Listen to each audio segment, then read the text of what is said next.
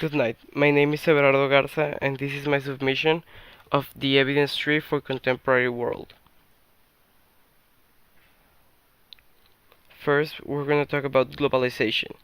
Globalization is a process that aims to integrate people, companies, and governments of different nations, a process that is mainly fueled by international trade and investment, and supported by information technology. This process affects the environment, culture, political systems, and economic development, and even prosperity in human societies all around the world. In globalization in economy has helped create more efficient markets where the balance of price and manufacturing costs can be balanced by outsourcing certain parts of the manufacturing process, thus creating more efficiency. In politics, what is more notable is some of these groups or of political integration, like the United Nations or the European Union, which intercede in political matters across the world even though they do not belong to any particular government. Another factor in politics is the globalization of law, where some rules in the penal code of one country are the same as another. This happens constantly and is also a product of globalization. Society, it is very important to note that it changes like everything of how we see things and how our customs are and how they change in perspective to others. If technology wraps us all together and we can be communicating quickly with people all across the world, the way we see things changes.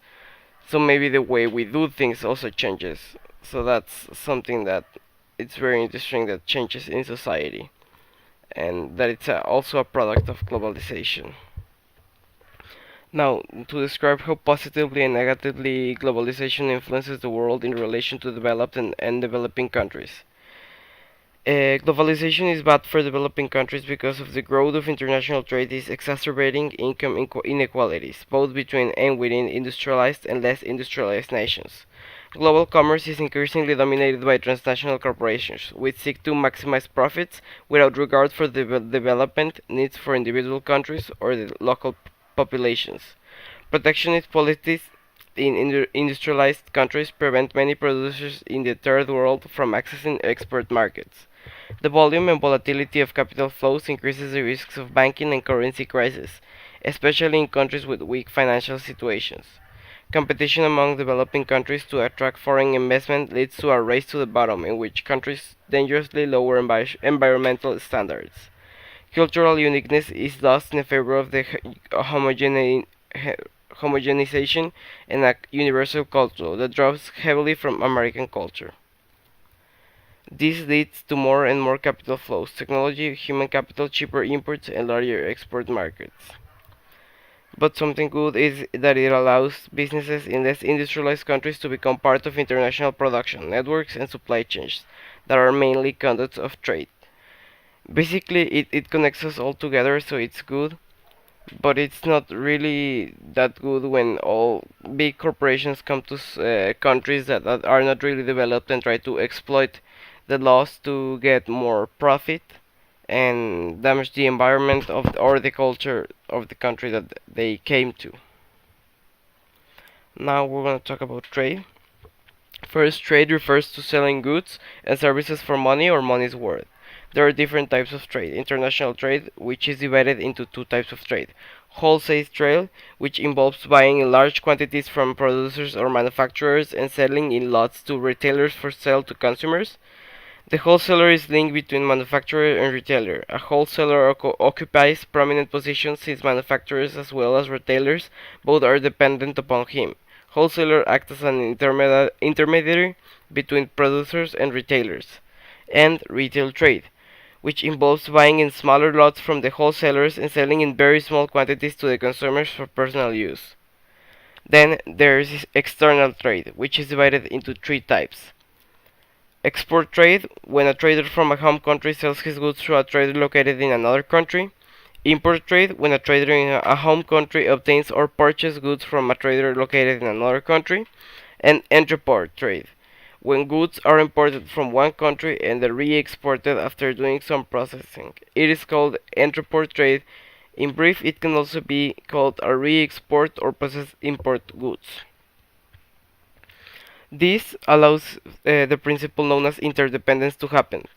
Interdependence is a principle under which the nations depend on each other in economic, political, and cultural terms.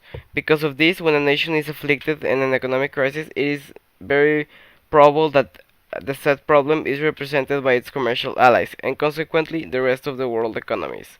The gravity of the crisis depends on the size of the economy that is affected.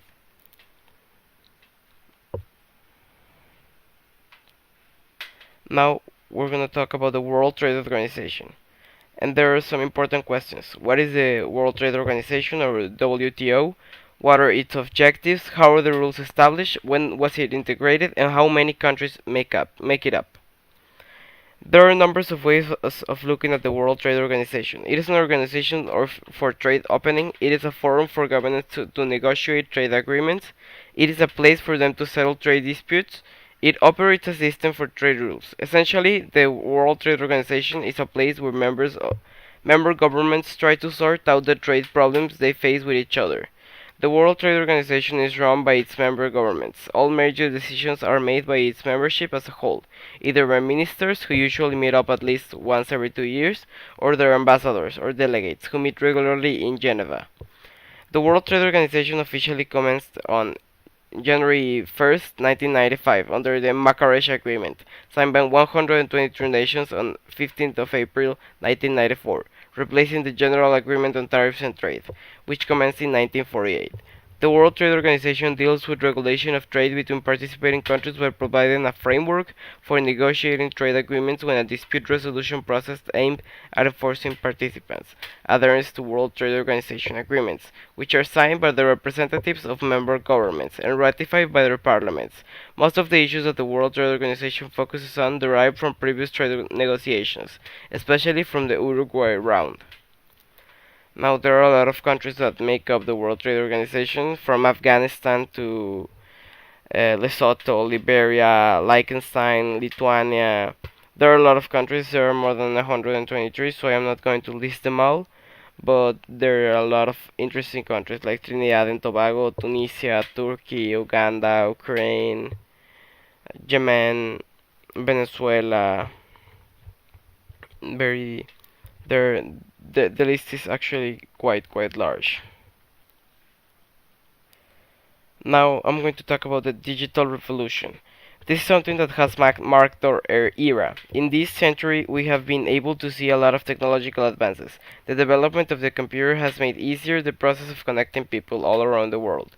This, together with the development of the internet, has completely changed how we work, study, and relate with other persons. And now you can literally study everything from your computer. You can work from home. You can pretty much do anything you can imagine with a computer, and that's what the digital revolution has brought. This revolution in communication also has changed the dynamics in mass communication media, which have the capacity to rebroadcast news that has occurred around the world and in almost instantaneous measure, allowing for the flow of information that had not before been experienced. This is the one of many challenges that humanity will face in the future, including as well as control of population growth, food supply management, environmental sustainability, management of energy sources, and the shortage of new renewable energies. The advantages and disadvantages of the digital revolution. Everything is connected, but the problem is that a lot of misinformation can happen because internet is an open forum, so anyone can comment on it. So maybe people that are not really informed about the topic can talk like they really know about it, and you finish up like not understanding really what the topic was about and having wrong information, which is very bad. So I think it's good that you can take out your smartphone and Google anything and pretty much get an answer instantaneously. But I think that it also we need to double check where we get our information for us not to get wrong information. So I think an advantage is that you can have anything in the palm of your hand, but a disadvantage is that people really can be misinformed, and also that because of all the smartphones, and because we're always on our phones, we do not focus on our family or on our loved ones or on more important things. So I think that that is also a disadvantage of the digital revolution. Now on to terrorism. Terrorism must be seen as it is, and the correct definition would be a way to have political and social influence. Really, terrorism is just a way to influence certain people to do what a group wants to do for that other population to do. Many minority groups conduct terrorist activities as a way to bring about social change. Usually, these groups represent beliefs and positions on political and religious issues which are not readily accepted by the majority. These terrorists are what social psychologists define as active minorists. How do you think technology benefits or affects terrorism? Well, I think that terrorism is affected by technology because, as I said before, technology or the internet more particularly is an open forum, so anyone can give any message that they want.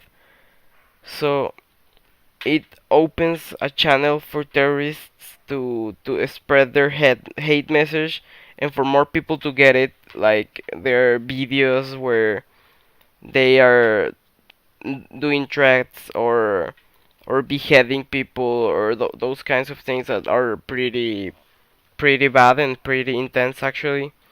They have an open forum to post them and to make people fear them. So I think that that's how technology benefits terrorism. It gives it a forum, an open forum to for them to say anything they want, and usually it's not a good thing, like they're terrorists. So I think that maybe censorship should be more intense in that regard because that's a way that you can fight terrorism in social media. So that's basically it. That's my presentation for evidence tree. Thanks for watching. I hope you liked it.